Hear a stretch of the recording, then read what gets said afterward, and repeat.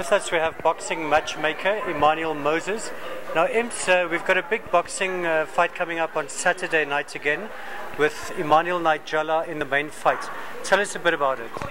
Yeah, this is going to be a big fight of, let me say, we want to close the year and we want Imms to close the year in style because this is going to be his last fight of the year. As he had a very successful year, so he said he's going to close it with a bang. So he's going to knock somebody down on the 3rd of November at Bantu Country Club.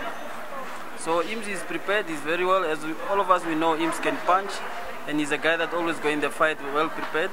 And we didn't know really more about this opponent, who is Kilumbelumbe Shabani from Tanzania, but he's a great fighter, his knockout says.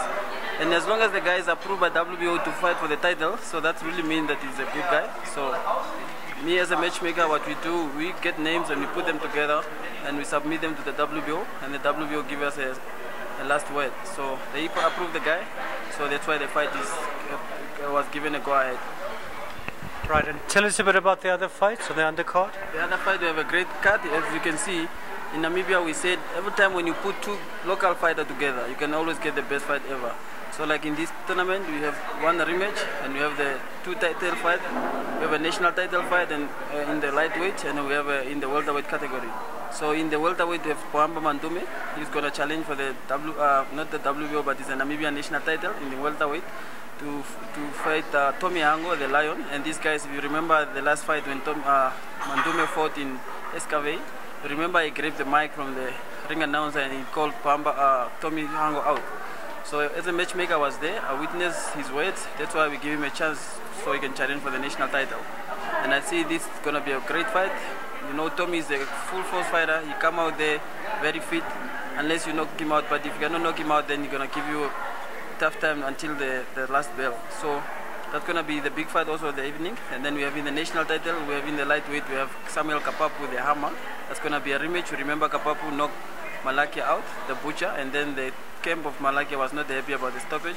They said it was a premature stoppage. They appealed to the board, the light director, and then the board they give a go-ahead. As a matchmaker, it's fine and it's also good for boxing Namibia. When two great fighters fight each other, two local fighters, they come in the ring to fight each other.